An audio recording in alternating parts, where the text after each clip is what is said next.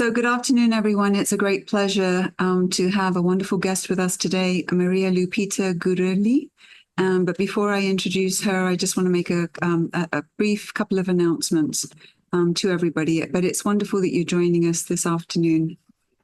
So just very briefly, I just wanted to say that we won't be meeting in August. We usually take August off, but we'll be back in September, and we will have our speaker in person. He's Dr. Jonathan Rose from the Swedenborg Institute, who'll be coming to talk to everyone. So I hope you'll join us for that. I did want to also make an announcement that we are leaving Meetup.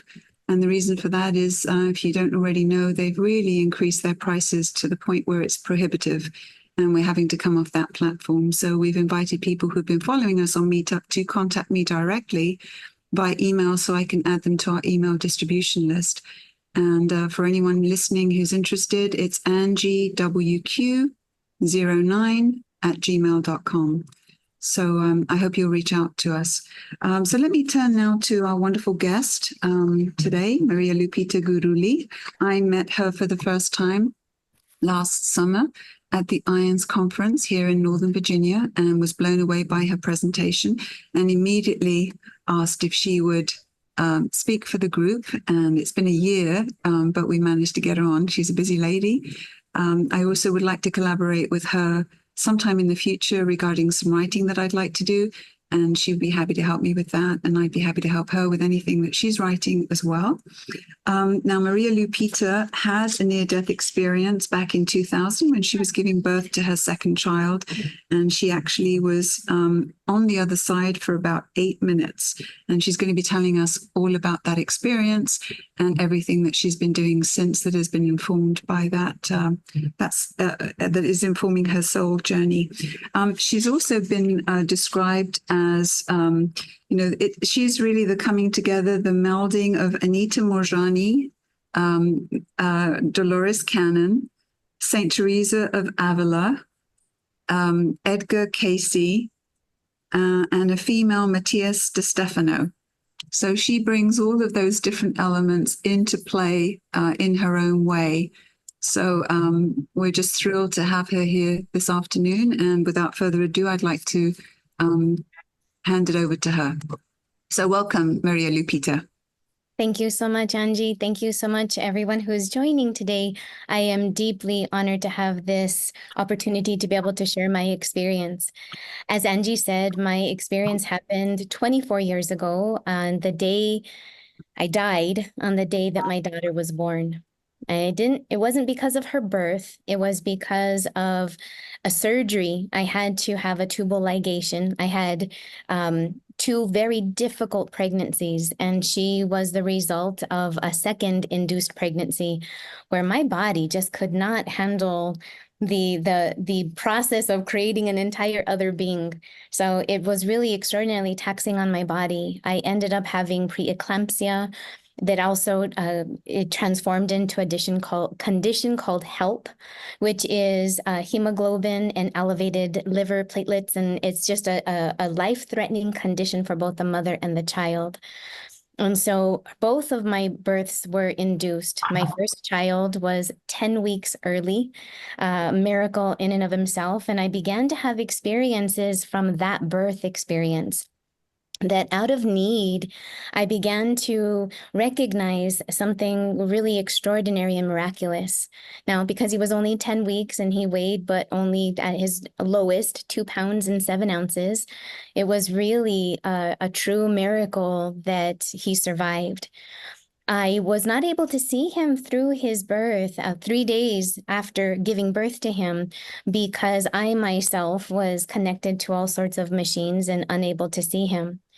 I want to share this experience because it sets the tone for what is yet to come 2.5 years later. That while I was in the hospital room with the birth of my first child, that I had this most incredible experience of where I was just bawling my eyes out. I had a room all by myself, not knowing whether my child was going to survive or not. And as my eyes were closed, I all of a sudden felt a hand on the foot of my bed and actually on my ankle. And there was this most beautiful older lady that was standing at the foot of the bed. And I stopped crying and she asked me if I wanted, just a little bit of prayer. I assumed that she was a Eucharistic minister there to help and give and offer, some peace. My son was born on Christmas Eve, and this happened to be Christmas Day. And so as she appeared at the foot of the bed, I finally stopped crying, and she just out of the blue just said, no te preocupes, meaning don't worry, everything's going to be okay. Don't preoccupy yourself, that everything is going to be fine. She asked if I wanted prayer. She asked if she could just assist me. And so we did. And as she left, she made this statement of, don't worry, he's going to be okay.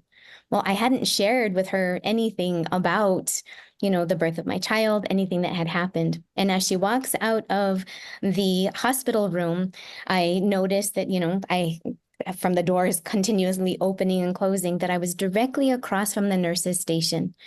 And there was a nurse sitting there at the nurse station. Well, about 5 minutes later, a nurse comes in and she checks my chart. And I said, she says, I'm glad to see you stopped crying. I said, thank you. And then she said, if she could get me anything. She's looking at my vitals and checking everything. And I asked her, can you please tell me the woman's name that was here? And she happens to say, well, give me a moment. And she looks at my chart again, and she looks at me kind of puzzled, and she says, continues and finishes what she's doing. And I said, I really would like to thank the lady that helped me, the Eucharistic minister. And so she walks out to the nurse's station, and they both come in. And from that moment, they both look at me very puzzled. And she says, I've been working at the nurse's station, and no one has come in and out of your room. And I said, that's not possible. Like, she was here, she appeared. What is the situation? So it's a long history within my experience where life is so intricately tied to death. My own birth was extraordinarily struggled. It was very challenging for my mother. I was 3 weeks late, better yet, 3 weeks, not 3 months. Pardon me, I'm a little bit nervous. I was 3 weeks late. And so she recounted this experience that a nurse had come into her room on the day of my birth and said something similar. No te preocupes. Cuando manzana madura sola cae. And what that means in Spanish is that when the apple ripens, it'll fall on its own. Don't worry. And so my mom's water bag broke. There was a lot that was surrounded with my birth as well. So from this experience, I realized and recognized that there is something really extraordinary, that we are far beyond what we can even possibly imagine. My entire experience, recounted through my whole life, has brought me to this awareness. Now, what has brought me to today is that I am a soul reader. I work with people all around the world, and never in my life would I have ever imagined that anything like that would be possible, or that's what I would be doing. So as a young child, I had something within me, as my mom would say. It felt to me that something was just constantly working through me. And through my life, I've had these pretty incredible experiences that kind of sets the tone for my near-death experience. And I would like to, if I can, I don't see if I can see the share screen. Yes, share screen. That I'll share an image of myself when I was a young child. So as a young child, I was really with my father and my mother. My father was studying at the local Highlands University, and he was studying bilingual education, so both Spanish and English. Through that experience, it took my father and my mother, myself and my brother, my older brother, to Mexico. And so he had a 6 months internship while he was there. And while we were there, my full name is Maria Guadalupe. Maria Guadalupe is named after the Blessed Mother there at the Basilica in Mexico. So I have the very name of her. And so there was this experience that has always traveled through my life. And if you read the bio, I say that I have, a relationship with the Blessed Mother, and that is something that has always touched me. So I share all of this with you with the understanding, a deep traditional Hispanic Catholic tradition, a devotion to the Blessed Mother, which actually sets up the tone of which I experienced my near death. So fast forwarding now to the day that I died. Again, it was not because of her birth, but because of a tubal ligation, both pregnancies being very difficult. And because she was induced, I was given an epidural just to help ease the pain during the birth. But they kept the catheter in my back. With the catheter remaining in my back, the anesthesiologist, prior preparation for surgery, was going to give me a spinal block. And that was intentional. We had planned this tubal ligation. It was not an emergency. And because I was already admitted, and it was perfect time, to make sure that, this procedure would be done. The anesthesiologist either gave too much of a dosage or the needle was too high. And so I suddenly began to feel myself slip. The last thing that I remember is seeing my mom hold my daughter. And as my mom was holding my daughter, I had this feeling of she's going to be okay.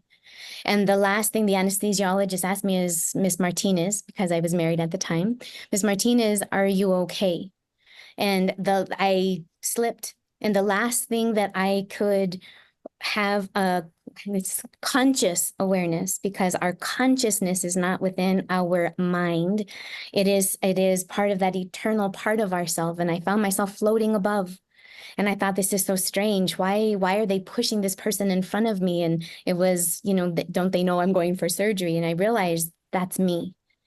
And things began to be very chaotic because I was in the maternity ward and I was going for general surgery. So they were going to wheel me to a general surgery area, which was on a different floor of the hospital at the time. And so en route, I started to code. My lungs had stopped, my heart had stopped. And en route, there was nothing they could do within the elevator, but they suddenly were calling for a crash cart. I had to be intubated and resuscitated. And all of this was being observed by myself, above myself. I had no connection to that experience in the room whatsoever. I had no desire to worry or be concerned, but I was just aware of what was happening, just like as I was observing it. And I had this distinct feeling of feeling as though I was being pulled, but I wasn't really being pulled out of the building. As I was hovering over myself, looking above myself, it's like I suddenly started to turn over and rotated, and it felt as though I began to lift. But that lifting sensation was accompanied by this pinpoint of this light. And many people I can say would call that a tunnel, but for me, it wasn't a tunnel. It didn't have like an elongated form. It was as though it was a pinpoint of light that began to grow and consume the entire room. From that place, I felt, I heard. Pardon me, it always makes me emotional when I recount this, because as I recount this story, it's as though I feel that I am there. So as this light that had like sound, there was like angelic singing, but there were no voices. There was like music with no instruments. I could feel it with every particle of my being. And this light was the whitest of the white, of a million suns, but yet it did not burn my eyes. And I could see for an expanse of an eternity, it felt. And from that moment, I was trying to regain my awareness and realize that I was no longer, I didn't know where I was, no longer in my body, no longer in the world, I guess. In that moment, as I was looking in the distance, I could see and sense this image larger than life. And all I could get a sense of was like the breast, the area, and the head. And probably from the waist, I would say, but it was just so extraordinarily large. It was beyond. And what I saw was this most intricate, what looked like a fire. And it's like I was trying to adjust my eyes, if you could, which I know sounds so strange, but adjust my vision, adjust my reality to understand what am I perceiving in my consciousness, because I'm not in this body, yet it felt as though I was. So with this translucent appearance before me was this most incredible, like, heart entwined. It had a red flame and a blue flame ever entwined. And it was the most beautiful, divine, like, when I knew instantly who it was or what it was, but she did not take on a form of what I was familiar, like the Virgen de Guadalupe is a very specific form. And it was just this pure energy and her essence. And I could see through her and see this greater energy. But through these two entwined hearts and flames, I could see this microscopic white. And this white was so piercing that I knew that's what I was experiencing when I had first arrived. It was like a place that I had yet to go. In that place, I understood that I was not to be there, but it was most loving presence, and I did not want to return. I was given an opportunity, and it was like communication, but more of knowing. There was no words spoken. It was just an instant feeling, a knowing, and a being. From that experience, it actually transitioned even greater, is that because I did not want to return, that I was going to be guided. I had again an 8-minute experience, but it felt like an entire eternity.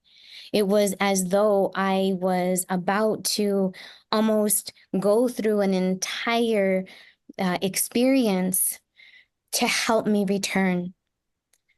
So from that, I was an additional presence, much more, if you will say, my size, from this grand experience first that I saw. From that, I knew it was like an angelic being, call it a guide, if you will. To me, I use those, feels interchangeable to me because it's like a divine being. From that, it was I was afforded an opportunity, and I had very distinct, and working with my NDE, and keep in mind this occurred 24 years ago, a lot of processing in order to understand everything that occurred. That while I was there, given the life review, but it wasn't as though someone was showing it to me to show me all the bad things I had done, which is what I expected. I was brought up very traditional Hispanic Catholic, mind you. So this is what things that we were told. These are the things that I thought and felt and understood, but that did not occur. That I had the most loving ability to see aspects of my life in a profound way. It was as with thought in mind, with this beautiful being with me, it was as though they would separate and like become this divine three. And it was like these guides that were always eternally assisting me through this process. I saw my entire life from the end, everything, and what brought me there.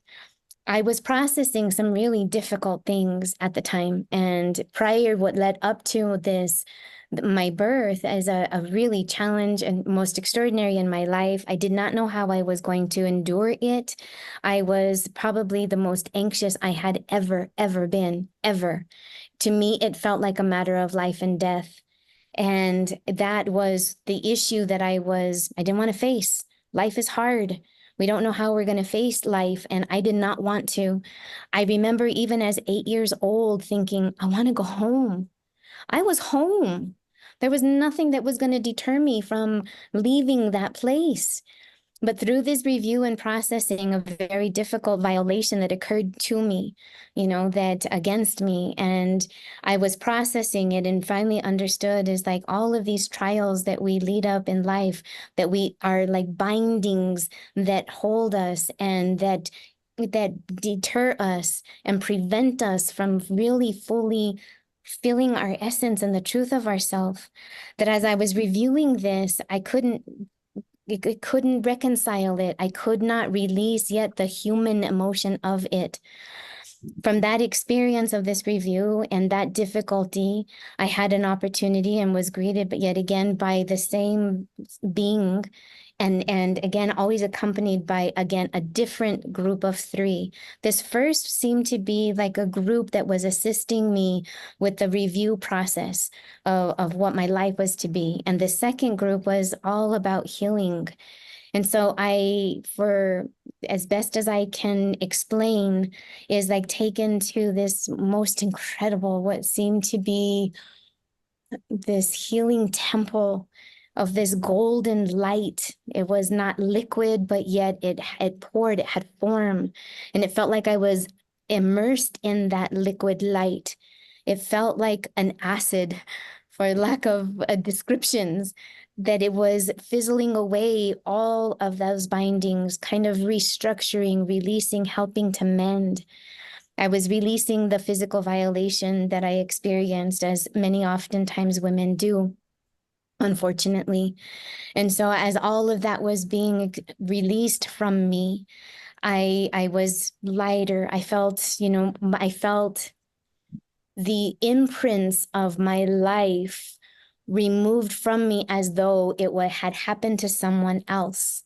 And I recognize that all of that experience is like an imprint. It's a story within our records. It is a lifetime of that, one experience of an eternity of experiences.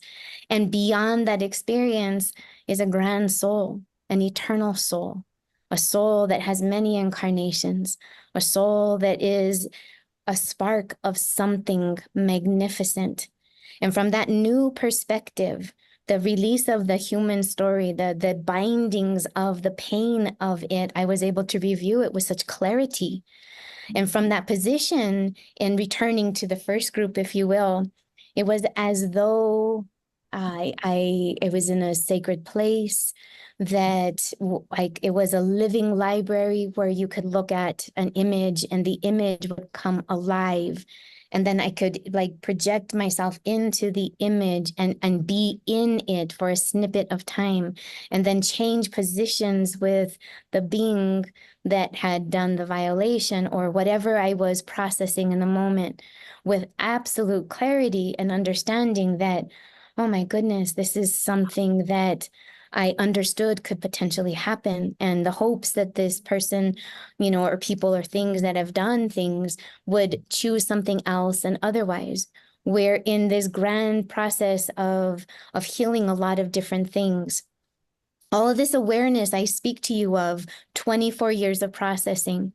So I'm including snippets, and of course of my now understanding, to be able to fully articulate and understand exactly what occurred during those times. It took a lot within me to be able to process all of that. And that's a process I'll share here in a moment. But through this experience, after the healing and after the seeing it from this elevated perspective, and then understanding how it's all orchestrated and intertwined in this divine web of souls that are all meant to, and we agree to these things. From that understanding in that place, I was taken to an additional place. When I say taken, it is though it is expansive. It is though the molecules around you take form and shape as you need. These aren't like physical buildings, but yet I could perceive them as such. They were alive and living, and that with my conscious awareness, or their conscious awareness, and my willingness, it was as though the space would appear and we would be like gravitated and pulled towards it. So it was though things would transform in these ways.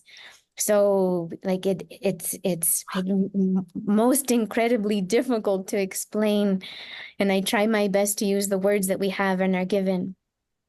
But I was taken and arrived at this most magnificent place, that out of that seemingly formless began to like take shape and form. Before me was this incredible valley. And there was just, as long as the eye could see, like these rolling hills of every color of green that you can think of, But standing from the perspective on the hilltop and looking down at the valley below, it looked as though it was like a pod, like this beautiful encapsulated valley, and that with just these hills that were just beyond it. And from that space, I could see what looked like all of the cosmos, like galaxies and stars and suns and planets that were ever so close. And I knew that somehow that in this valley, with all of these most magnificent flowers, the flowers of every hue, every color, and a sea of like every single flower of red that seemed to be so infinite had a different color, and colors that I cannot even describe or have, that it's only seen in nature. We can't replicate it humanly. Sunsets and other things that show these colors that are magnificent. But in the sea of flowers, I understood that they represented souls, that they were souls within my soul group. And I was being told that out of all of those flowers, that I would somehow touch everyone. And I thought, well, how is that possible? And all of a sudden, it seemed like this wind would come and all of them would just move together in this gentle motion. And then I understood, well, we're not separate, that we're all connected. When one moves, the other moves. And this sea, and I understood that how we all affect one another. And in that most incredible, beautiful valley of flowers, representing all those souls, I knew that there was something magnificent. And I understood by this moment, by this time, and again, it felt like an eternity while all on the other side, as though I had lived and planned for this life to return. And working with it, understanding souls, understanding my life's purpose, the difficult things that I had chosen and will continue to choose. What I understood is we're all interconnected in that sea, and we all, regardless of the time, the space, or the distance, our backgrounds, our traditions, our cultures, that we are connected, that we are all here in some extraordinary way, that there is some kind of divine intelligence that orchestrates it all, that is beyond our comprehension or understanding. I wanted to come back. I knew that something extraordinary was going to happen. I had been shown things of my life and why these things had occurred and what I had chosen. And I was resisting that inclination within me to fulfill my life's purpose. When my first child, my son, was first born, there was energy that I could feel and see and sense, but I was gonna do have the two kids and the dog and the white picket fence, and we're gonna leave all the word, but that's not stuff we mess with. And I understood that I'm not fulfilling my purpose, that there was something more within me that I felt and I knew leading up to my near death, up to my death. By this time, it was still the death. And so I wanted to return. I knew that eventually that my soul chose this. And even though I didn't feel like that, no longer the heaviness of the pain of the human personality, I knew that there was greater, bigger purpose, and that we all serve in some way. And so with that, I knew that either I would have to want to come back into a body that is viable, meaning still healthy, still strong, still able to endure and keep going, rather than come back into another lifetime, another incarnation, all go through all of those experiences all over again, twice, only to get to the point where I already was. So I had enough learning, enough experience to get me to that point that I did not want to go through needlessly a whole other set and another lifetime of re-experiencing those pains to continue to push me forward. Pain pushes us to purpose. And when we arrive to our purpose, it propels us. And so there's reasons for those things that occur far beyond our understanding and our knowing. far beyond this human experience. So with that understanding, I wanted to return and knew that I would still have yet to, face all of those things. But with this training that I had gone to, these things that I have seen, that I thought I was going to be prepared. So the last thing that I saw from that most beautiful valley in this understanding, returning to that most pristine original place, this time it was the Blessed Mother yet again in front of me. And this time she was holding a baby. And then she kissed the baby, and then she handed her to my mom. Now, my mom and my daughter are still alive, but their soul essence, our eternity, our higher self, we are all anchored on the other side. That's what makes us eternal. That's why they say this place is temporary. It's an excruciatingly long, difficult, temporary journeys. But we do have an eternal part of ourself that extends and continues. So from her kissing the baby, handing her to my mom, was the awareness, oh my God, I had a child. I'm not going to leave her motherless on the day that she's born. So I began to feel this human imprint yet again. And so with this most divine feminine energy from this nurturing sense of something far grand, having kissed my daughter. So it was this the mother figure, if you will, in front to my mother, to me, to my daughter. And there's something extraordinary that does extend within women, and that is through the mitochondria that men do not actually hold and have. And so there, I knew that it represented the return of like this second part that's missing on the planet, the constant violations against, of an imbalance within both, because it's not about gender. It is about how we hold ourselves and have both aspects. So with that awareness, oh my gosh, I had my daughter. It was as though I felt like I was running to return, felt like I jumped off a 10-story building and fell into my body. I want to share with you quickly the day that an image of on the day that my daughter was born. So give me just a moment. Okay. So what on the day that my daughter was born, this is what I looked like. So I had toxemia. I was extraordinarily puffy, still had glasses, but this time these are reading glasses. Last time it was something, it was because of distance. So that was the day that was the day that I died. And from that, I was able to, let me stop the share. That was me the day that I left. So even puffier, there's my little itty bitty daughter. She also was induced, but not quite as early as my son. And so, yes, a lifelong experience, which brings me to what happened next. So after that, I didn't know how to speak of it. My mom had to come into the recovery room, and a procedure that was only supposed to take X amount of time, ended up taking about 45 minutes longer. I had a very hard time coming out of anesthesia. They still proceeded to do the surgery once they had stabilized me. My mom took one look at me and she asked what had happened. And all I could say is that it felt like I was buried alive. Just one singular tear that came out the side of my eye.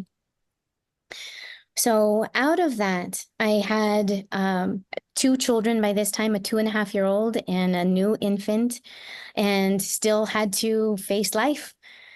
So what I had the most difficult thing reconciling was this feeling of bliss and connection and purpose, and then translating it into my life. And so I struggled. Not just people thought maybe postpartum, and that could have been a portion of it, but I thought I made the wrong choice. I thought, how could I have returned? This is hard. I still had everything still yet to face, and I needed to learn new ways. I went and, struggled significantly for about 3 years. For the first year and a half, I would have these recurrent, what I called nightmares, when I was still having these experiences of being on the other side, having these awarenesses and glimpses, these memories. I was fervently journaling to try to get all of this out of me. And every time I would sit and write, I would feel like this space bend around me. I would get chills. I didn't understand what was happening. And so I was able to, I wanted to get rid of it. I talked to my mom, and she was trying to help me understand, or I was trying to express to her what had occurred and had no idea fully how to explain it. Then I finally saw my grandmother on my mom's side, Hinoveva. And she just really calmly said, God gives gifts to everyone. And you have a choice to either pursue what he's given and do it in this way, or you can ask for it to be taken. And so I didn't want it to be taken. So I said, okay, if you can't take this from me, then teach me how. So my background and my upbringing was that, these are things that we don't mess with, that there's a world that we stray from, and that there's a very specific way. But what was happening within me is that not only these nightmares of being on the other side and all of these things and these memories of beings and these feelings that I was having, it was as though something had been removed and I was seeing the world differently. I would see and sense and feel things that people could not know. And I went to 4 different doctors who said, oh, yes, well, let's give you antidepressants because, you've got a lot going on. They serve. Please understand that they serve and they serve well, but that was not what was meant for me. That was not what was ailing me. So those things did not help me. They're extraordinarily helpful tools and medications for those who need them. So for me, it was not the issue. And I was very careful not to say that I was seeing things differently because I have an uncle who is schizophrenic. So that is my mom's brother, my dear Uncle Leroy. And so I was very careful to not have that misunderstanding. And so I had to learn how to work it.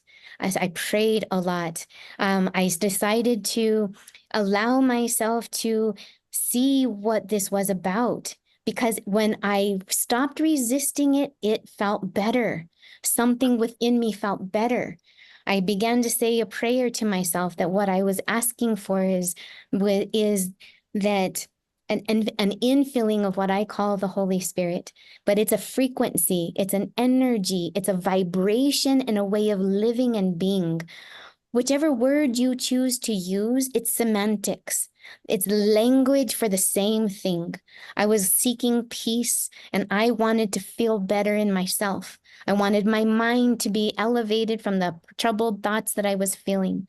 I wanted my being to feel relief from the ailments and the hard job of living, working, raising 2 kids, working a full-time job, having a husband and having to, open and help him open up his business. There was a lot that was happening around my life and with 2 young children. And then all of this, So from all of that, I was asking for that infilling of that frequency, that Holy Spirit. I wanted to feel peace, love, healing, joy, patience, understanding, tolerance, compassion, forgiveness, awareness. That was my prayer. I would say that again and again when I would drive, and something began to shift inside of me. People that I worked with would suddenly come to me and want to ask questions and want to know things and guidance and help. Then I began to talk to them about things and they'd be like, well, did I tell you that thing? And I'd say, well, I thought you did. And it began to expand even more, that when I would work with people and I'm not fearful of speaking. I don't have problems working with others or using my voice. But when I would be in a public meeting, all of a sudden my heart would pound. I'd get the butterflies and my ear would ring. And I would get this deep, deep redness, like this heat. And I didn't understand, like, what am I feeling and sensing? What's happening around me? So I thought it was going crazy for a while.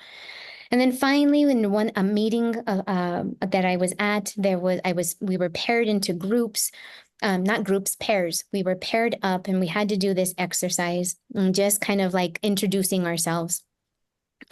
And I worked full time for an agency. I worked full time. I had a job. That was the world that I worked in. And so with this person coming in and being paired, suddenly I started having these impressions in my mind of this bookshelf and this vase that was on it. And so my ears were ringing. I had the fluttering again, the whole gamut of these sensations. Instead of resisting, I said, "Do you mind if I share something with you?" And he said, "Sure." And I said, I explained the image that I had, and he looked at me kind of puzzled, and he said, "Tell me more." And I said, "Well, I feel like you walk by it every single day, and when you walk by it, you kind of kiss it. And there's this photo next to it." And he started to well up in his eyes. And he said, "Yes." I said, "That makes sense to you? Are you serious?" And he said, "Yes." And so I continued and I said and continued to state all of these different things to him. And by the end of this 15 minutes, everybody is like, when we regathered in the group, they're asking, literally both of us in tears, not knowing what in the world has happened. And I had to excuse myself. We both had to, and we realized, and he said at the very end, "Thank you so much. That was my partner. And I had always wanted to know if he was okay. I waited 8 years, but I didn't believe in this stuff." And he says, "And you've really changed my mind." And so we continued with the workshop or the training that we were at. And after that, I went to my vehicle and I cried for about an hour because I did not know what had happened. I didn't know how that was possible. But I know what I felt. I felt his peace. I felt something extraordinary. And that resistance within me finally started to dissipate.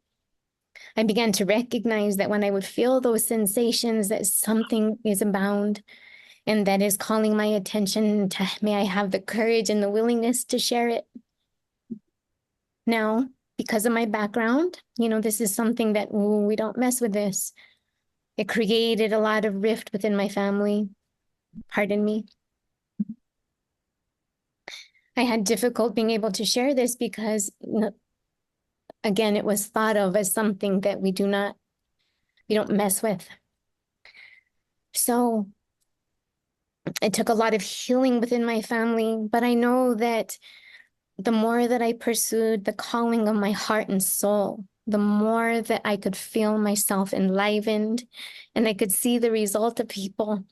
I had a full-time job. I was raising 2 kids. I had a normal life. Nowhere did I ever have intentions of doing this kind of work. But I knew that something was compelling me and moving me forward and helping and guiding me. So I began because people were calling me out of the blue. They'd say, "You work with so-and-so and you talk to them. Can I talk to you?" And so I started to get these phone calls and people were seeking me out and I didn't know how to make sense of it. And so I began really small. I opened up a little small office. I charged like a microscopic amount. I think I had to pay more just to offer the service than people would even compensate. And that was okay. If ever it happened in public, never, ever would I resist it. I would only ask their permission. And if they gave permission, something usually profound would occur and a message would come to them. So it began first with what would be known as mediumship. Mediumship is being able to connect with those souls. So I am a soul reader. I am an Akashic record reader. It is just that I know that there is something within me that flows. And what I know today from all of this experience and what has brought me here is that each of us, whether we believe it or not, whether you choose to use particular words or not, it does not matter. That every single one of us, without exception, has a spark, a microscopic spark of the divine, of the eternal, and I call that the God spark. It is this most eternal energy that flows from beyond. It is something that spirals through lifetimes and lifetimes. It's an energy force within us that flows forth, and every single one of us has it. So we have the ability to know that this light, ever so bright within, how we are able to serve and connect with each other, that there is something far, far greater than we can even possibly imagine. And I want to describe all of that to you, but I want to take a moment and just check in with Angie if there's any question that you might have in the moment before I continue on. Well, I just want to encourage everybody, those who are joining us online, if you would like to ask a question, you can put it in the chat. If you'd like to stay anonymous and not show up, because this will be recorded and go on the YouTube channel eventually. So you can write a question in the chat, or you can raise your hand and ask it in real time, in which case you will be on camera, and that'll stay for eternity, as it were. Or those of you who are actually here in person, if you'd like to ask a question, you can write it down and bring it to me, or you can come to the mic and ask the question. So let's give people a chance to do that. I do have a question, and that is, you alluded to the lady who actually came into your room to comfort you when you were crying just after you had your child, and that the nurses station, that was an interesting encounter right there, that the nurses outside the room couldn't attest to anybody actually coming in. And then you mentioned how your mother had had a very difficult time giving birth to you. So while we're waiting for people to ask questions, and also for you before you continue on, what do you make of that? Who was she? What was that about? Thank you so much for the question, Angie. So what I've come to understand, and this is the first time that I've actually used it in the description of calling myself a second generation star being. That is very unusual. That is like the first time that I actually had the courage to even say something like that. Now, I want to give a little bit more background. So my mom, in her experience, also in her lineage, and I have a broken lineage within my own. And what I mean by that is that my mother's father, okay, his mother. So this would be my great grandmother, my mom's grandmother. She was Hopi or Zuni. But there was an atrocity that happened across these Great Plains where during that time, many of our native Pueblo people were taken, and they were, if we will, domesticated. And so a lot of the ancient traditions are the traditions. And so I lost that within my timeline, within my family. My beautiful cousin Elizabeth out of San Francisco is actually doing a lot of research, and we found a photograph of my great grandmother in her full native regalia. And so there is a history with that. And I preface this and I bring this up because it's all interconnected. I have been collecting puzzle pieces my whole life. It is though there's a sense of an awareness of something being important, and I don't know how to fit it. And so I'm hold on to that piece until I know, it goes here. And then the mosaic actually begins to take shape and form. So the Hopi and the Zuni have a knowledge and a tradition upon the planet that we actually originate from the stars. They actually do talk about the star people, and there are many petroglyphs in our area. I live in New Mexico. I have property and I live in Santa Fe, New Mexico, and a deep, deep, rich history across our entire state. We have many pueblos, many native tribes, and we're very close to the Navajo Nation. And so there's a lot of that history within us as well. So that is within my mother's bloodline. And so my mother would have experiences herself where she would share with and recount with me years later. She read a book called Starborn that I believe is like from the 1970s. And so this was, and I did not know any of this until the year 2013. We shared all of this finally when we were on travel for about a month with my father before he had to have surgery, or while he was having surgery, better yet.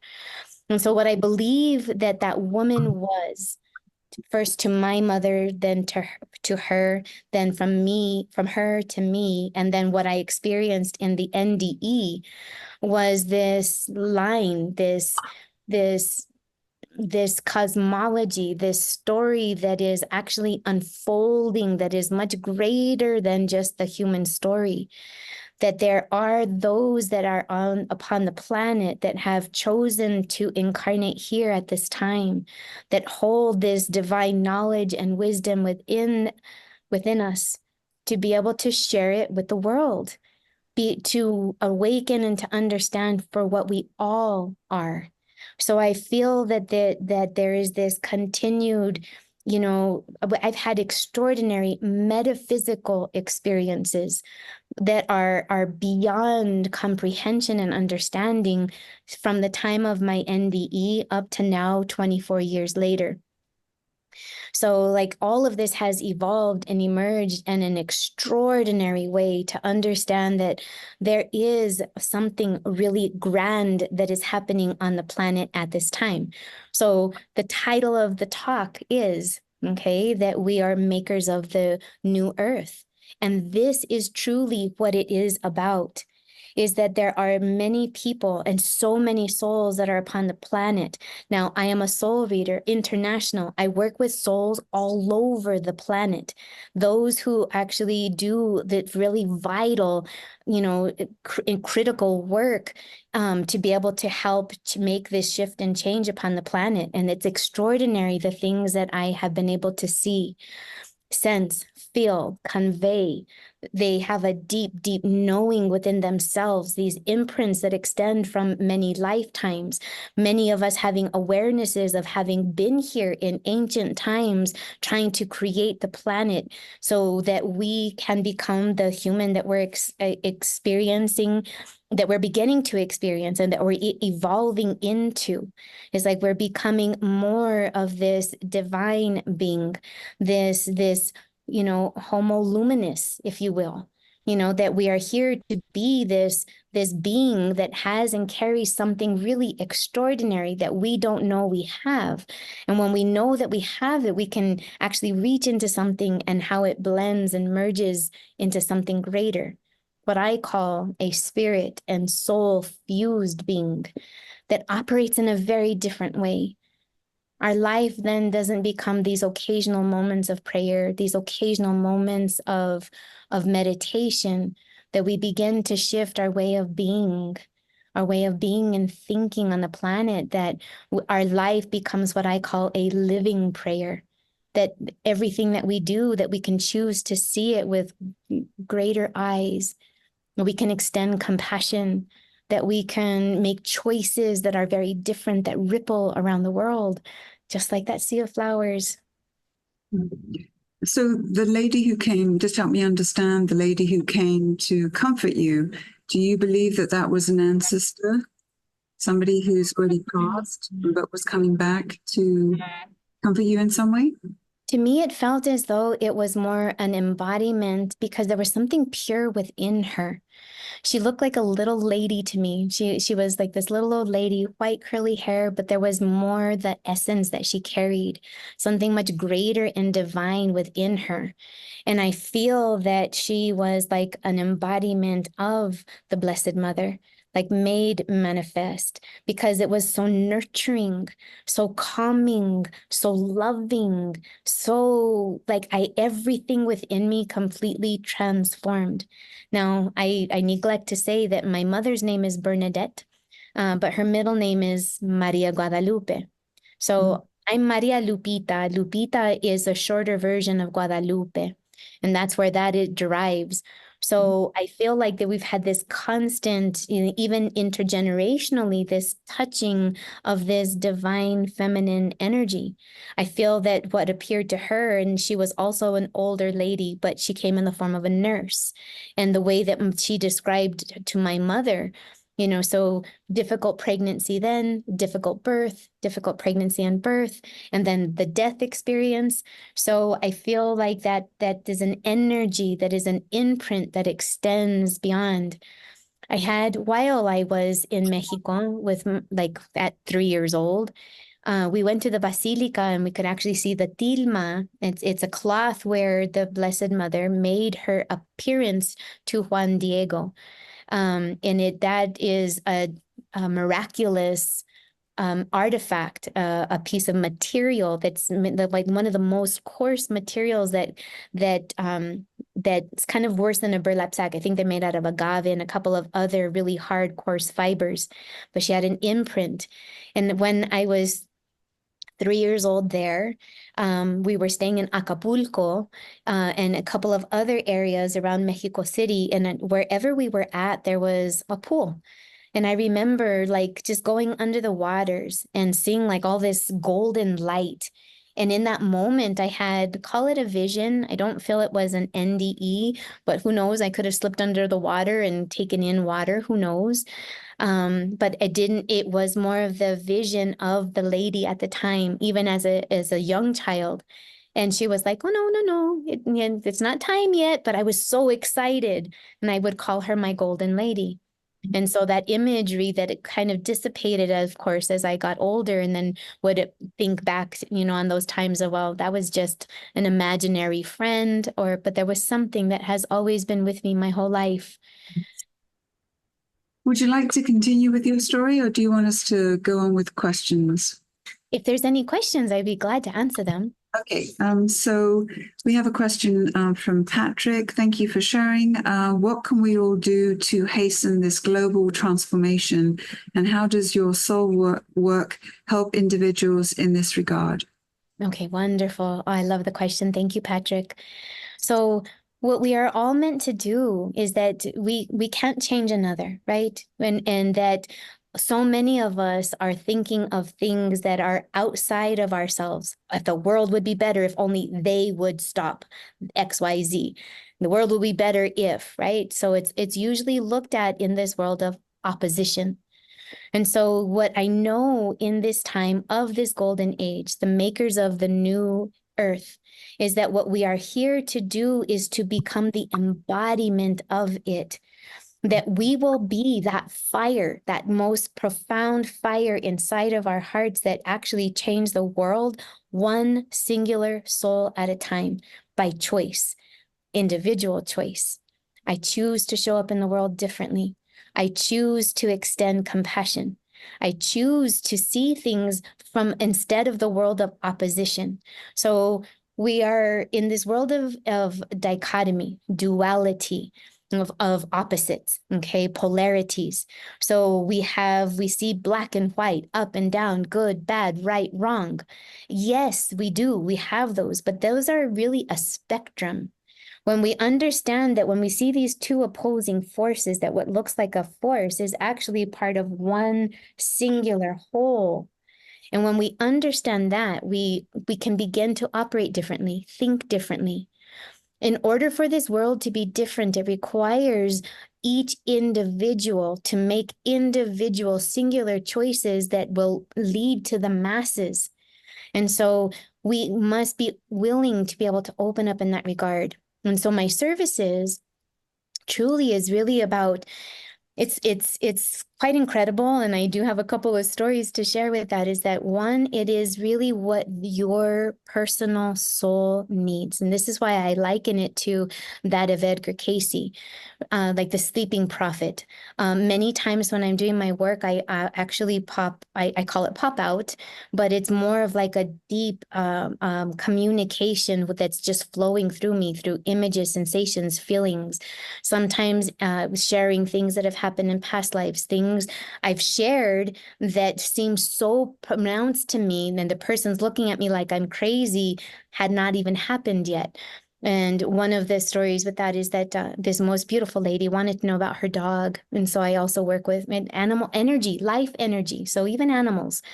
And so I was showing her most beautiful dog, and she came to me wanting to know about this precious animal and dog of hers. And I described, this death that I saw in my mind. And she's like, no, that wasn't it. And I thought, well, I got that wrong. Thinking like, okay, well, I don't know, but that's what I saw. And then the conversation continued and then connected with the dog. And she's like, oh yes, now this is my precious dog. Got hold of me 5 years later, absolutely beside herself. And she said, I wanted to reach out to you to let you know that my dog died, and she died in the exact way that you described 5 years ago, only she's only 3 years old. and but she passed in the exact way that you said. So I said this to her before the dog even was alive, before the dog was even born. To me, it sounded so in the moment that I just shared it, but it did not make sense. It did not fit in the moment. And so that has happened multiple times. So I refrain from saying that I predict, because I do not. But the things that pop out of my mouth sometimes have not yet occurred. I can't tell the difference. And so I simply share that which is most impressioned on me at the moment. And likewise, some people might not like that, because it's really about what the soul needs. So I've had individuals where a particular individual that I had met with, and the person that I sensed and felt was, she wanted to connect with a loved one.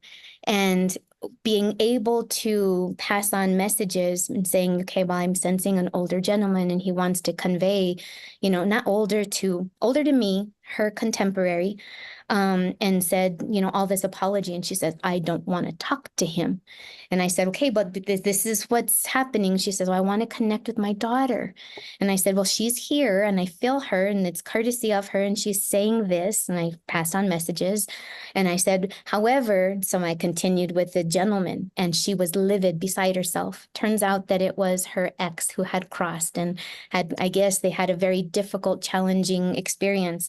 And so he was affording the opportunity for the healing, and she was unwilling to take it at the moment. And so it's really what the soul needs, not what the person needs. And so I open myself up in that whatever guidance, any messages, anything that needs to be conveyed to them, that I give permission for myself to be utilized in that way. And so for me, it just opens up into this extraordinary world where it could be anything and everything. It really is up to each individual.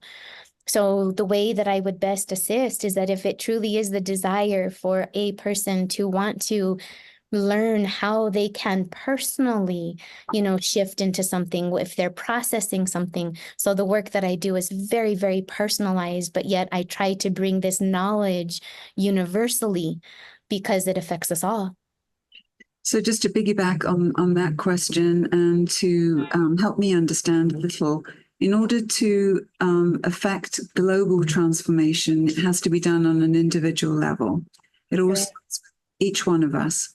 Each one of us. For us to be able to evolve, as it were, to become transformed, to become our highest self, to reach our highest potential, given what we have, the gifts that we were born with, we need to face within ourselves the challenges, any emotional challenges, psychological challenges, maybe even physical challenges, because each one of us has those, because life is peppered with those. And if we can be brave enough to confront each one of those as our spirit, as it were, speaks to us, then and if we can go through each one, look at it as a challenge, resolve it, and move to the next one, is that the sort of path of evolution?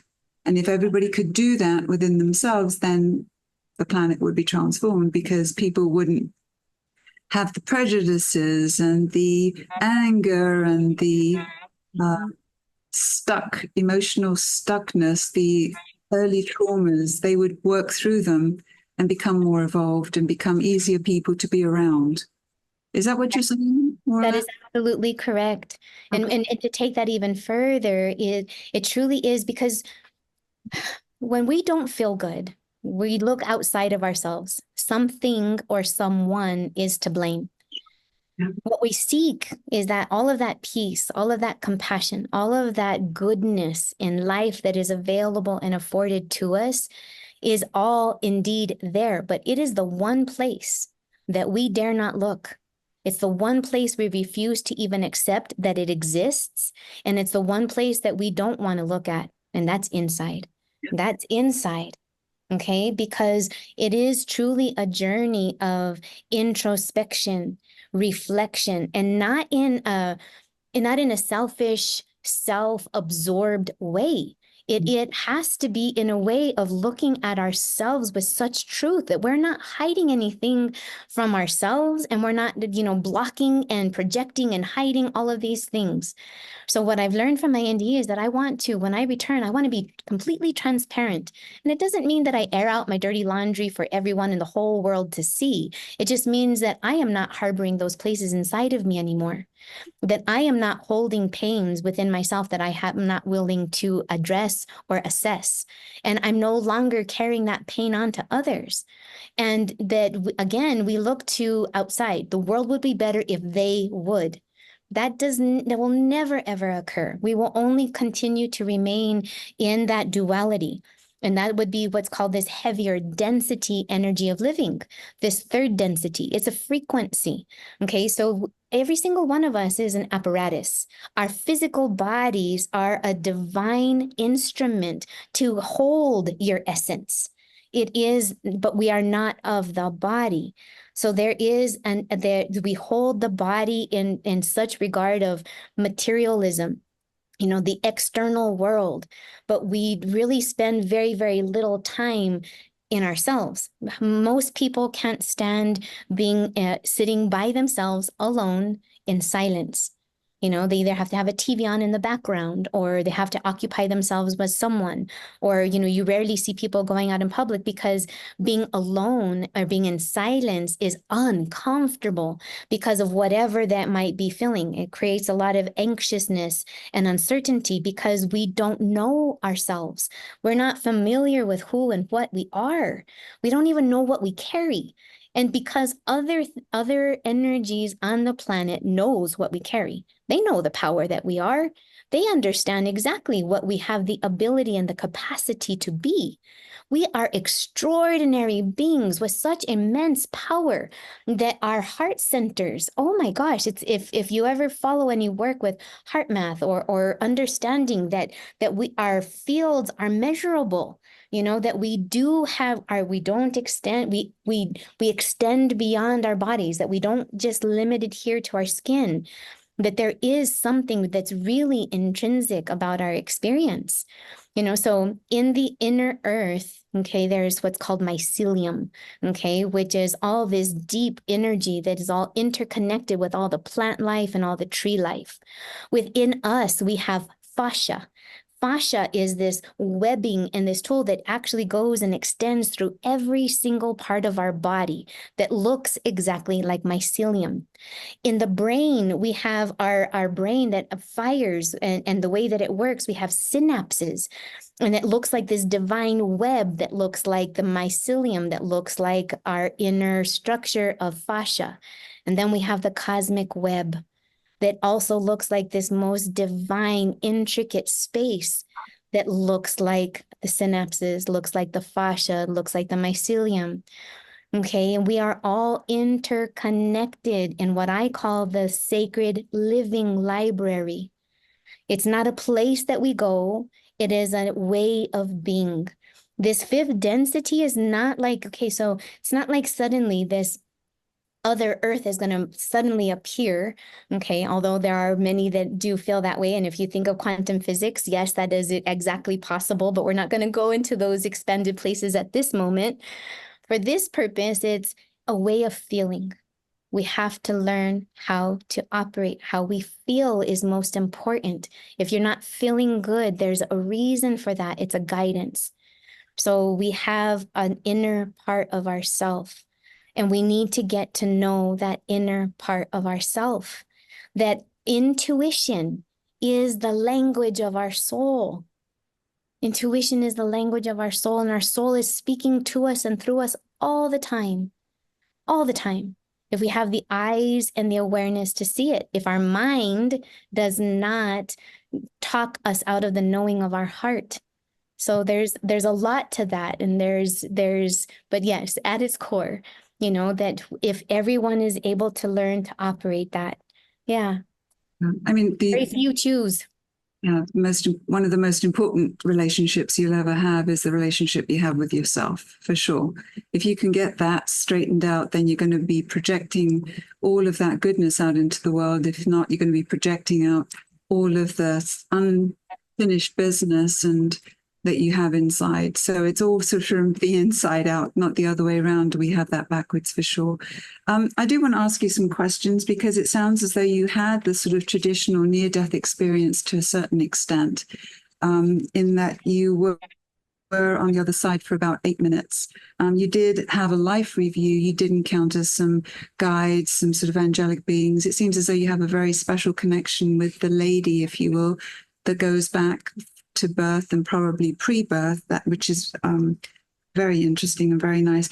But for those people who are tuning in today who perhaps aren't even on the spiritual journey just yet, who are just beginning and might be a little bit skeptical, and I know you said you have problems with your own family, the classic argument that's used is, the near-death experience and people's experiences and transformations, that's all apoxia of the brain, lack of oxygen in the dying moments. They're all hallucinations. It's all poppycock, it's nothing. What do you typically say to all of that? Do you have any, what they call veridical evidence to suggest that this is not the dying brain by any stretch of the imagination? This is something much greater. The only thing that I could offer up to that is that, that these things are deep personal experiences. Those from the outside who are not on the journey, highly skeptical, they have every right and ability to be able to perceive it in that way, because they are able and only to receive we're only able to receive information to the level that we're able to receive it. It took me 24 years. Okay. So I come today with all of this today, but it took me 24 years to be able to process and understand. And as I shared, it was extraordinarily difficult for me at the very beginning, even for myself to even come to terms with everything that had happened. Once I allowed myself, and it became worse, it was actually not good for me to try to pursue and seek others, to help me understand this, because it's something that is a very, very personal journey, within ourselves. And so those things are, and I can say though, that from my own personal firsthand account, that experiencing those, and experiencing it 3 times actually, and let's actually call it 4 times, being able to experience someone else's death. So seeing it from their perspective. So what kind of evidential proof, or what can I share? So I shared that I didn't learn any of those miraculous star things from my mother until we were in Tucson, Arizona. And we were there for about a month because my father is a veteran, and he had esophageal cancer, and he needed an esophagectomy. That is an excruciating procedure. And so he was going to the Veterans Hospital in Tucson, where my mom and I stayed for the recovery, and while my father was there for over a month, 6 weeks, in fact. We went one time for 2 weeks, and then we went again the second time for a full 4 weeks, actually 5 weeks, 1 week, 5 weeks. So while we were there, my father had a near-death experience on the day that he had his surgery, and I was present in the room when it happened. And so all of the equipment on all of the machines, everything showed. He was flatlining. They were trying to call somebody in. My father it was supposed to have been laparoscopically, meaning least invasive. Well, that equipment failed halfway through his procedure. And so they made the decision to continue. My father looked like Frankenstein. So he literally was slit from the chest and open and around the back, so another 14-inch gauge. He had tubes sticking out of him, and a chunk of his esophagus and his stomach removed. They gave him also a catheter in the morning as preparation for his medication so that he would not be in pain. But he had scoliosis, and that catheter did not make it all the way into his spine, and he was receiving no pain medication at all whatsoever. So he went into absolute massive distress. And so everything around him began to blare and blink. And I felt, I feel, because of this NDE, and I do feel that I hate to use such new agey words such as the veil and other things such as that, but there's something palpable about that. there is an energy that is either thicker or thinner for others, whether that's just that's my true known awareness. So something began to happen atmospherically in the room while all of the alarms and everything was going off. I could sense my grandmother, and all of a sudden I heard her say, "Mija, talk about the living." So I started to recount to my dad, and I shifted, and I mentioned already with my son 2.5 years before my NDE, out of need. He was in an incubator. I felt energy work from me to my son. So I just wanted to rub my hands and put them over him. And then something happened where it felt like this connection and healing. My son is a miraculous little child. He went. And so fast forward to my father in this most critical place, something shifted inside of me. So I went into this deep, deep place and began to pass energy and kind of work with him in a way that molecularly that I can't describe fully, but it was shown and palpable on the machines. It was very, very literal that his blood pressure began to drop from that massive escalation of distress. And there was actual instrumentation that was able to show a difference. There were no interventions. They could not get the doctor who had performed the surgery had already, they did not have orders for any kind of oral or any kind of injectable medications. And so my father, for a huge portion of that time, was in massive distress without that pain medication. And it is in his charts. And one of the nerds finally asked me afterwards, okay, like, what was that, Reiki? What is that? And I'm like, I don't know. Because I'm not a Reiki master. I'm not trained in Reiki, but there was something extraordinary that occurred. And it was indeed palpable. It was indeed measured. And so finally, by midnight, they finally, third try, were able to get a catheter into my father's back. And he survived for 5 more years, 7 years, actually. So yes, that is probably the first evidential in terms of that, where my father slipping, he flatlined everything and then returning. And so that's one thing that I can say. And the doctor who actually performed his surgery out of Tucson had ever said, if I once I finally do write my book, that she would actually be glad to write the foreword to it. Because of the things that she witnessed about it. It was actually really extraordinary. And Did you actually put your hands over your dad? Is I this did. okay? So something inside you moved you to actually put your hands over your father because he was in such great distress. And then it was literally seen on the monitors that his blood pressure and his whole system was starting to settle down. And you're saying the doctor who was there, who witnessed that, would be willing to corroborate with you and be a witness to that when you write your book. She did. It was extraordinary because my father survived, and what she shared with me at the end, okay, so after like a 30-day journey being released from this massive, horrific thing that he had gone through. Again, he looked like Frankenstein. What she shared with me is that she went into surgery after my father, and the person who went into surgery was of optimal health, a pretty basic procedure, but he died that night. He died that very night, and my father did not. And so the day that she was removing the sutures from him, all 80, some of them, she was actually helping. And as we were talking, I felt actually that same normal butterflies, the head pounding, the burning. And she's a doctor, clinical. So I asked her, is it okay if I share with you? So I began to convey with her the imagery that was coming through. And it turns out that it was her most gracious grandfather. And so as I was sharing information to her, and at the very end, she was practically in tears. And we gave each other the most massive embrace. And she said, "Thank you so much."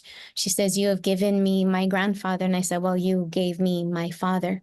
And so we were able to share this moment of conveying messages, to somebody clinical. And she said, and she shared with me, she said, "I did not expect your father to die. I mean, no, excuse me." She said, "I did not expect your father to live beyond one day. I fully expected him to die. Then and she said, "I'm so sorry to say that." And I said, "No, when I approached her after the surgery, I knew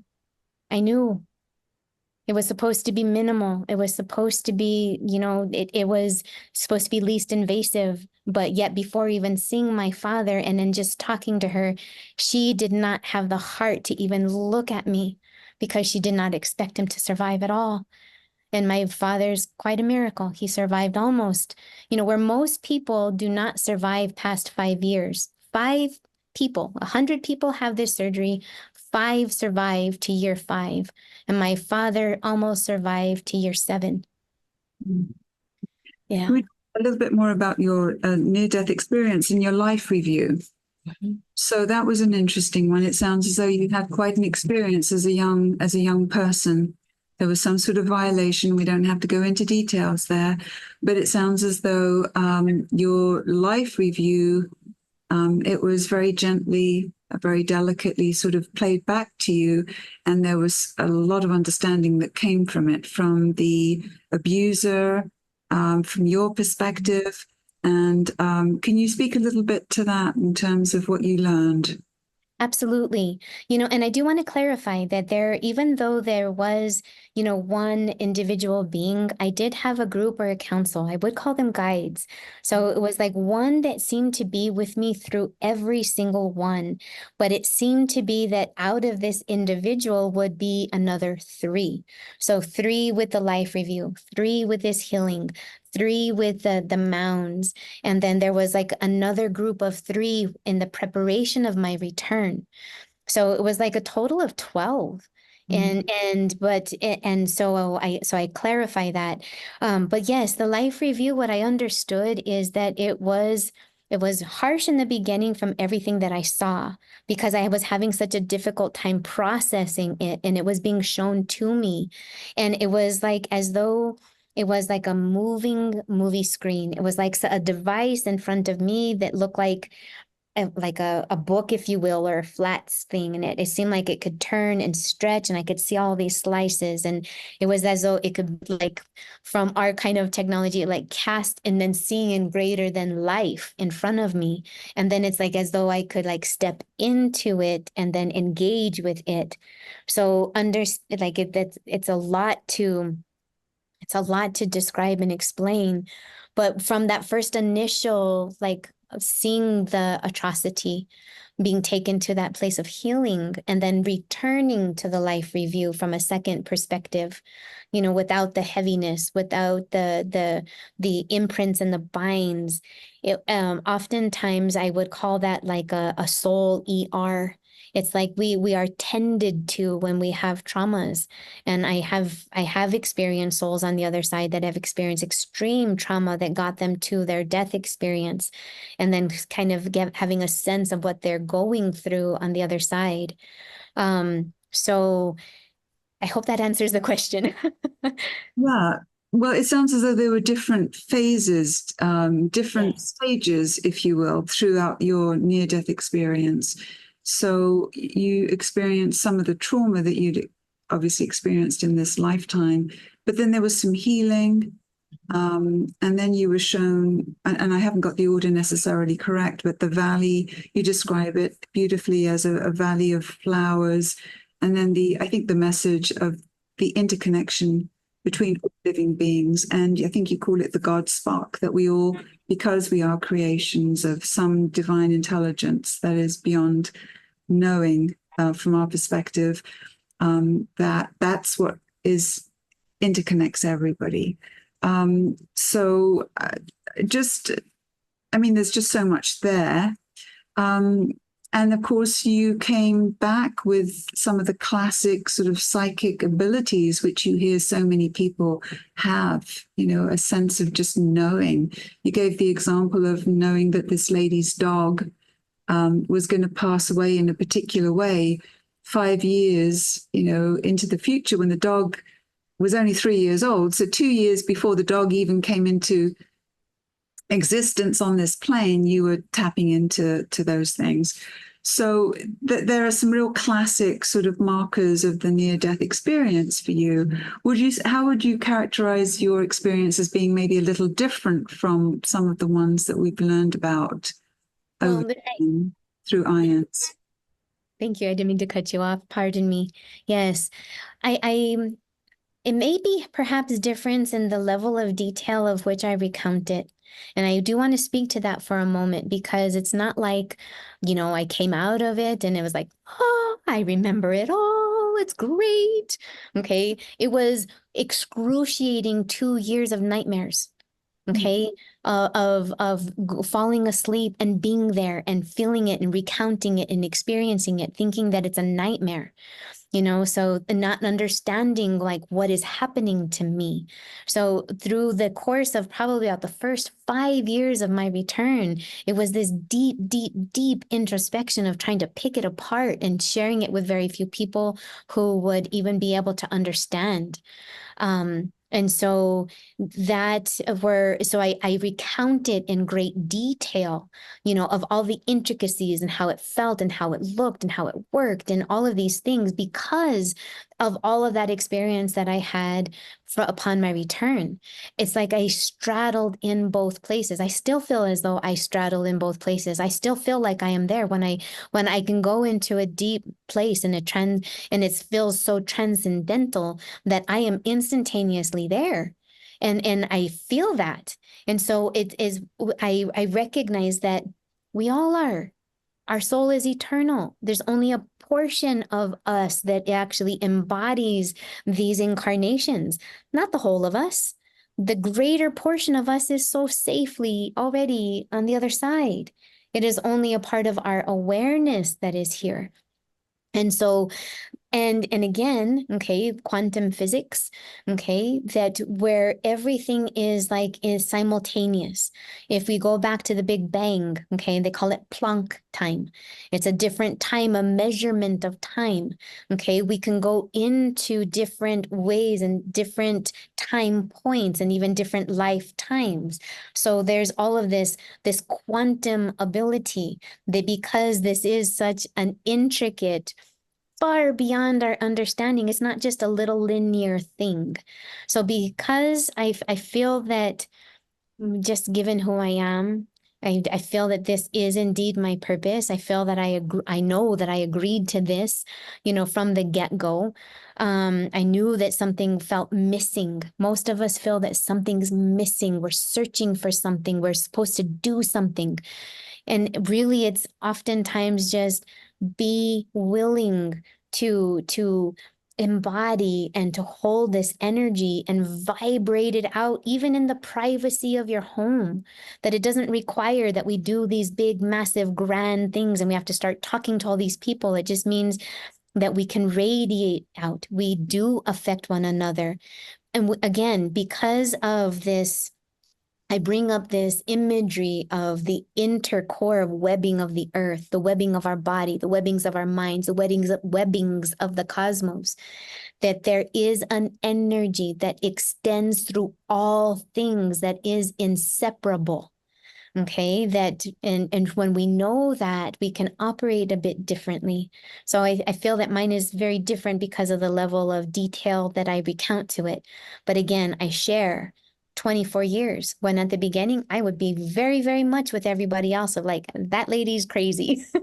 What is all of this? But it's taken me almost a quarter of a century to have a willingness to work with myself, to work with it, to understand it, because it was happening to me and around me, whether I wanted it or not. So let's talk a little bit about your pre-birth plan or your having agreed to take this on. Could you speak to that, please? Yes. Okay, perfect timing. So I mentioned that, the first group was the life review. The second group was the healing. And the third was like preparation. I call it preparation for my return. That is more intricate than that. It really truly is about that. It was at that moment, and I didn't speak to it very in much detail, and perhaps this is why with the question coming now, is that understanding that we have a divine counsel, that we are part of something intricate, that people that we are intended to meet with are interwoven together. We create this plan beforehand. Even those things that are horrific, that we know the potentiality of it occurring. We would hope and pray that there would be a different choice of that person that we come in contact with. So I knew that with all of the processing, and this was right before being taken to the field, right before I went to see, after all of this, this is what you are part of. This is what you are, this is what you embody. And what I understood with that massive sea of flowers is that that is our soul group. That is the people that are incarnate on this planet. And each of you that are here are part of it. Regardless of the time, the space, the distance, we are interconnected, and this really is extraordinary in how we understand. So the pre-birth is I was given and shown all of those horrible things that you think happened to you are things that you actually agreed to. Not only did you agree to it, you actually helped orchestrate it, that you met with the pure soul of that person in personality, okay, that isn't the pure soul. Okay, we have something more divine within us, but we are personalities. We make that spark personal. We make it personal through our personalities, through our experiences. And that's what I finally understood is that, oh gosh, okay, I wanted this. Oh gosh, I don't want to have to go back and go through all of that all over again. I planned this in advance. Now, I said I was 3 weeks late. I did not want to be born. So I know that the moment that and I shared this with my mother after, is that I had such resistance to my life that I did not want to be born. And the most miraculous thing happened is that when I was having this death review, it was bridged with my birth. Okay. So I saw as though I was there. Okay. Oh, this is so profound and it's coming up in the moment. I've never said it in this way before, perhaps quite intricately like this. It is as though I was there looking at my death, recounting it backwards, conveying to my birth self, it's going to be okay. So go ahead and do that. And so it's like I spoke to my birth self to go and jump in, have the birth. So I was 3 weeks late, did not want to be born. And on the other side, where there is no time, right? How is that even possible? Well, because it's not anything that we can even begin to fathom or put into we try, those of us try to put it into the words to convey it, but it's far greater than we can even possibly imagine. So yes, I had the pre-birth plan, and I was shown that as I was helping my infant self make the decision to actually go ahead and go, because we're going to be here and it's going to be okay. So again, because everything's happening simultaneously, as odd as that may sound. So in our time and space, it does sound a little backwards. How can something happen after or before it even is supposed to happen? It's confusing. But Christian Sundberg, who was at the conference last year, does talk about his pre-life birth memories and how he basically didn't want to come here twice. And he goes into great detail. So absolutely, it really resonates. He really didn't want to come here, even though he'd agreed to it. And I think he actually created his own death in his first incarnation while his mother was carrying him, and then got to feel the experience of that and how awful she felt and how the ripple effect went out, and it affected so many people that he couldn't have it imagined. And then he agreed to come a second time and had hesitations there as well. It's really a very fascinating story, and you're touching upon aspects of it in the same way. So that is extraordinary, because I had not heard anyone else actually having that experience. And the odd thing is, also, there's a young man who's going to be talking to our group whose name is Aaron Green. He also talks about his pre-birth plan and the discussions that he had with the Council of Elders and how he made particular choices. And that's extraordinary as well. At one point, he talks about how he wanted to be very smart. Okay, Mhm. so if I'm going to come into this incarnation in Earth in this time and space, I'm going to be an extremely smart person. And they said to him, that's fine. But be careful because there are strings attached. It's going to impact your experience. How so? Well, if you're so incredibly bright, so much brighter than everybody around you, everybody's going to irritate the heck out of you. And you're not going to be a very nice person.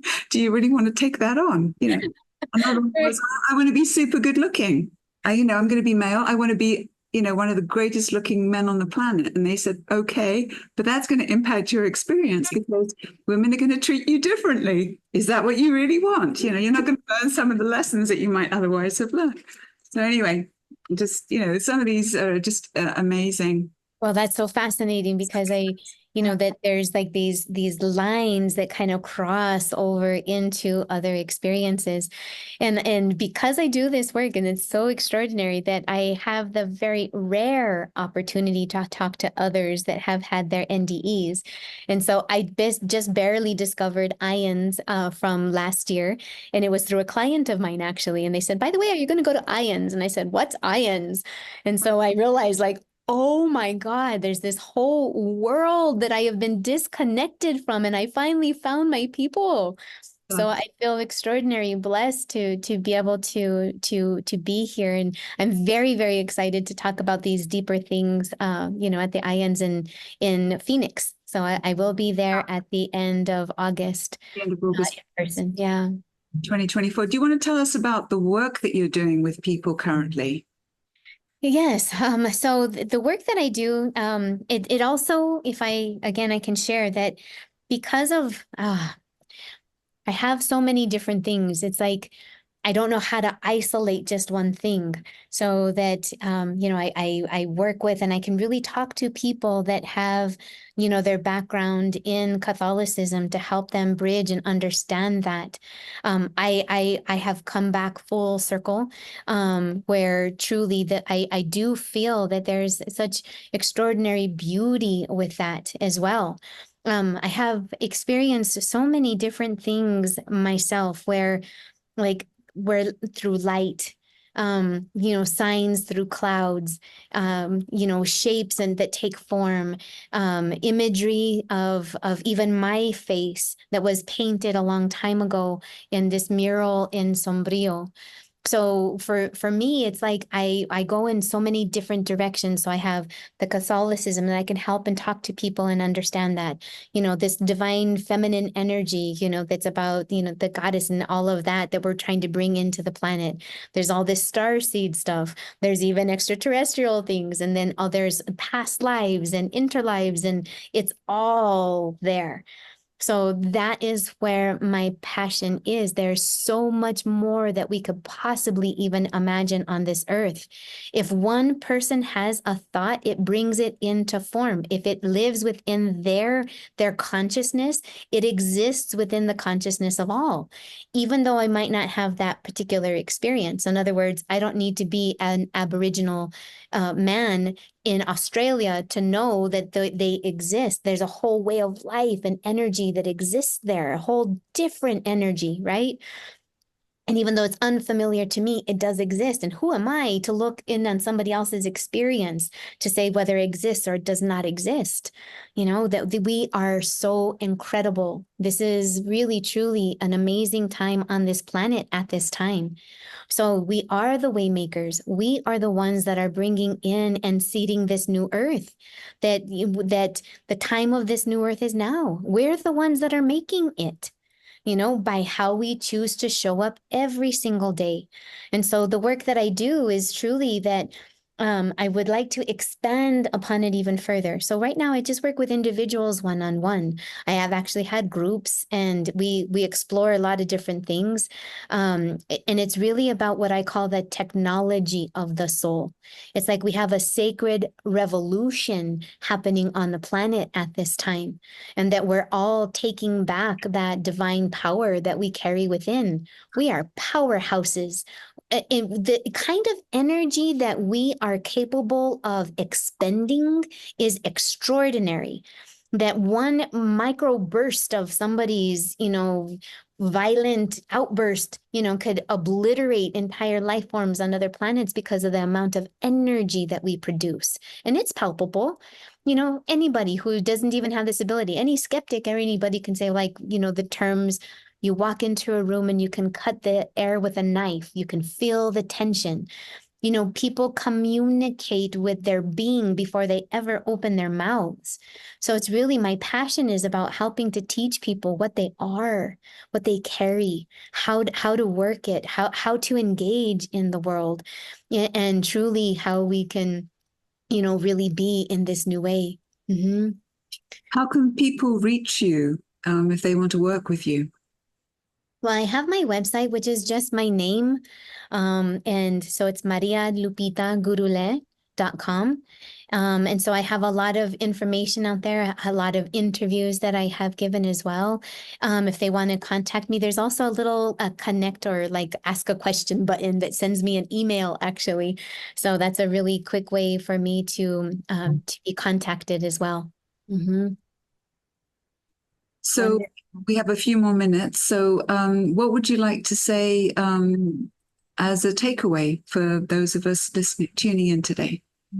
As a takeaway, may you know that you are extraordinary, that the very essence of you has been called forth at this time, that our being here is by no mistake, and that no matter how our lives may appear or look, we are extraordinarily powerful beings that have and can open up to extraordinary things. And having these experiences are not isolated to just myself, that it truly is available for those who really want to understand and know about these greater natural energies that are around us. Indigenous people know this around the planet. They've known this extraordinarily amount of, through life. I also have over 15 years of study in the Andean mystic tradition. So I'm what's called a medicine carrier. I have a medicine bundle that I work with. And so, we have, may we know, may you know how powerful you are. May you know that you carry medicine inside of you. May you know that medicine can be carried and given to others rather than infecting them, with other things. So may we have a courage and a willingness to really understand and get to know ourselves, to follow that voice, to have a relationship with ourselves, and to be able to extend that, because we are part of this. We're in what I call the conscious net, okay? Just like we have an internet, every single one of us is also part of that great cosmic web, and that we have the ability to understand far greater of what we are. And this is a moment, no matter how difficult our lives may be, they're very real, they're very tangible, but we're here for the experience of the soul. And the earth school is one of the most profound places in which that is done. And may you know that those who have trained for eons in many other systems and stars, you're actually here. There's this extraordinary time. The energy that the planet Earth holds through space and time is incredible. That truly all of heaven and earth do await and watch. That what we do impacts. That I live in New Mexico, of all places that I chose, and we had the first atomic bomb here in Los Alamos. Okay. I'm right near the Sandia National Labs. I'm near the Los Alamos National Labs, but we also have such extraordinary beauty. We also have the WIP, which is in Carlsbad, which holds, nuclear waste. That we have interconnected tunnels. There is a scene on the movie Planet Earth with Oprah, that actually not on Oprah, sorry. There was an interview with two gentlemen who were the filmmakers of Planet Earth that was done with Oprah. And they said that one of the most extraordinary things, and she asked, well, out of all the things you've seen on Earth, what is the most extraordinary? And he recounts what they call the chandelier room. The Chandelier Room is also located here in New Mexico, just around Socorro. It is an underground area where there's massive crystals that are beyond comprehension. It is an entire room that has selenite pillars that are like beyond what we can imagine. That's also here in New Mexico. So I know that I've chosen to be here with like unifying all of these different times and all of these different things. And so what we do matters. So that atomic bomb that sent off sends ripples through time and space. Okay, so we break the quantum field, you know, so we have a responsibility just because of our curiosity. And so there's a lot that's also happening and a lot that's being afforded to us to help us at this time. So it's probably a lot deeper, but I have several like really like interesting photos that I can share if anybody's interested. Yeah, by all means. Okay. So this is one that's a little funny that if I can share just for a moment. This is me shortly after my daughter's birth. Um, you can say that's pretty much how I felt. You know, as I'm coming back, that's my daughter, okay? And yeah, I'm just really trying my best to survive. So she's but just a few months there, okay? And I'm about 28 years old there. So let me see if I can just continue. Just let me share my screen and continue to share these photos if I may. Again, I've talked about like a lot of different experiences that I've had while like since my NDE, and if I can just share a couple of them. So in having, I oftentimes get I sense and feel a lot of profound energy. It's more of a feeling that I have.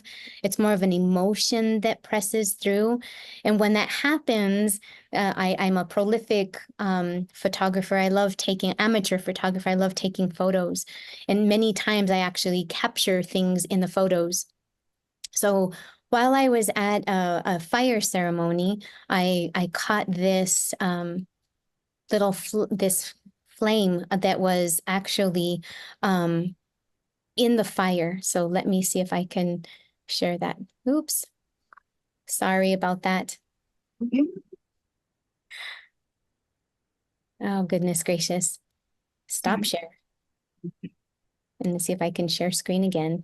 We could just see a small version of it. Can you tell us what we're looking at exactly? So this is a fire. It's inside of a fire, and there's this little blue flame, right? Yes. But what I was doing was actually praying and meditating, and what I saw was, and what I came to find, an image that resembled it. And I will share that image now. Oh. So that little blue flame inside the fire. And then I ended up seeing this afterwards, like an image in my mind. And then I found an imagery of it that actually conveyed it. So there's a lot of different things that actually do show. Let me see if I can find some others. There's also an energy. Before I embarked on my journey for the Andean tradition, I have a dragon and a phoenix tattoo on my calf. It actually came from it symbolized alchemy, and oftentimes there's a lot of dragon energy that tends to follow me. And so I will share this as well. I was taking a walk, and this was fairly recent. Oh, look at that. Wow. A huge dragon in the sky.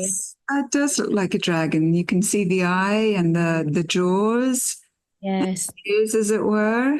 Wow. And so oftentimes these kinds of things will happen. And as long as, and many times also, I don't really recognize. So this was, I'll share a couple. This was me on this walk on this particular day. The background was just extraordinary. There was all these magnificent pink clouds that were just like going across the sky that I just could not understand or fully fathom. So I took this picture of myself, and I was in a place of awe. in a place of awe, in a place of wonder, and in a place of gratitude and appreciation. So I usually carry my cell phone with me, and then I happen to just take these pictures as I go. And as I was walking on that same day, this image I took, and it seemed to mirror exactly the shape of the tree around it, all of this energy, this golden energy around it. But what I invite you to look at even further is this particular area. It actually, within the clouds, has an image of me looking sideways, looking up at this image. It actually is my head. I don't know if you guys can see that. I see a little bit of a profile there. There's a profile, and it's just the head, just the head. There's the hair, there's the nose right here, the mouth, and this is the neck. So it's literally just my head. And I'm looking in that particular towards the tree. And then there's this image, and I wish that I could draw. Actually, I think I can annotate on this. So here's the image of the face. Okay, so the eye, the nose, the hair. But then what I'm looking towards is this greater image. So it's like it's ever hard to see, but there's ever subtly and if I can take that off, I don't know how to clear the annotation. But it's looking and there's a very subtle face in this direction. And so just taken from the cloud. So I'm looking at the profile, looking at, to me, what looks like this apparition. So she's looking down, I'm looking up, and it's kind of like this embodiment of this robe.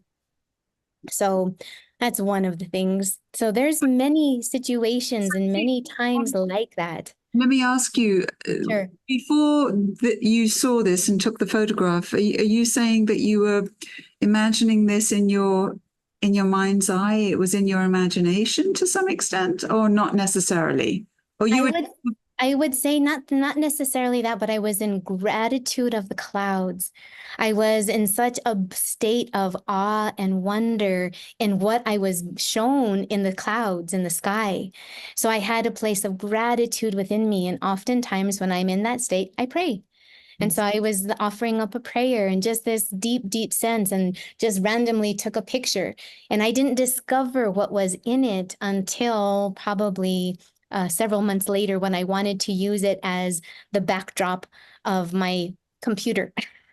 And then I looked at it and I was like, oh my God, what is that? And I zoomed in on it and was like, why or what? So I will share. And it's not the first time. And that's what makes it so extraordinary for me, is that I have gifted in my family this tin work of the Blessed Mother, okay, of La Virgen de Guadalupe specifically. So I'm going to share what that looks like. It's a piece of tin work. It is extraordinary. So it's a piece of tin and it's relief work, okay? And as I was looking at this one particular day, the way the light was reflecting upon it, and my eyes were drawn to this area, and I will share an image of that and of that area increased. So let me pull up that image. Okay, and then I'll share my screen. So again, it's for some reason always seems to be in somewhat of a slight side profile. It's like where it's this bridge of the nose, then eye, the mouth. I have very particular creases on my mouth right here. There's just the way my mouth tends to, I have these wrinkles, and the shape of my mouth makes, it's very distinct. And it actually shows within that tin work, within the tin relief. I see. So things like that occur and appear with me quite often. I think what I'm picking up on is that as your consciousness increases, raises, the universe is acknowledging that and kind of mirroring it back to you. But it only happens when you open your heart and your consciousness, goes to those higher frequencies. Because then the magic happens. I'm really stunned by that, the image that you have of the dragon. What were you thinking? Were you thinking anything in particular when that presented itself? Because that's pretty extraordinary. Well, what I tended to do oftentimes on my walk is I ponder, I walk, I think. There's not a moment within me that my natural state of being is truly that I'm always in this place of open heart connection. I don't know any other way to exist in this time. So I call it that living prayer. So whenever I am, especially out in nature just, it is something that is so extraordinary and so profound for me that I can lose myself in the beauty and the awe of nature. And so when I was walking with the dragon, listen to what I just said. As I was walking with the dragon, it was more of this energy of, I think I was probably just did a video on TikTok because I would do these little walk and talk things on YouTube. So I wanted to share my thoughts and share things because I want to share it. I love people. So I want to be able to share as much as I possibly could. And so again, it was just in that deep place of, okay, guide me, show me, what am I supposed to say? What needs to be done? What needs to be said? So I'm constantly, I am being shown these things. Now, there's another image I'd like to show where it really does talk about like we are cosmic beings. When I talk about that upon the planet, there was one particular morning that I woke up, and this was about 3 something in the morning. And I walk out into my porch only to discover this exact thing happening right above my home.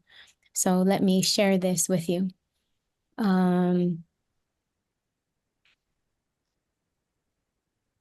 So this is this massive beam of light that is just pouring down directly over. This is literally, you can see there that is it's a electrical pole. These are electrical wires. Here you can see the constellation of Orion. Okay, so in this area, this massive beam, okay?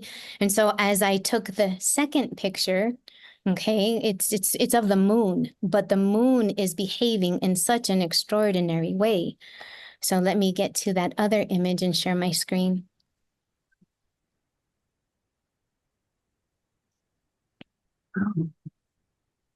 So again, Orion's belt, you can see that's it's a light pole. It's an electrical line, and it's literally just pouring directly down over my house. And I don't recall the date. I'd have to go back and to look at the time with the timestamp or the date stamp that this occurred. But as I was looking for photographs to show an actual photograph, because we didn't have digital cameras in the way that we do back in 2000, that I actually have an image in 2001 of this exact thing. And actually from a printed photograph. Now this was but maybe 2 years ago. I want to say this is about 2, at most 3 years ago that I took this photograph. And so in this moment, I was absolutely astounded beside myself because but at this moment, I had already opened up into understanding star beings, our cosmic place, our place in the cosmos, how we're here to help and assist the planet, what we're here actually to do. And so I again, on my 24-year journey, that this has been over a process of time.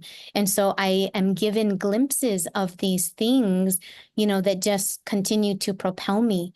And so, yeah, and not just with the moon, but there are many, many times that I see things and I'm shown things again within clouds, but also within the sun. So there are, of course, halos, and there's all the other things that are, could be refractions. And any skeptical person would be like, oh, well, that's just a refraction. But there's something miraculous or something, if we can see everyday miracles, why not? May we see everyday miracles.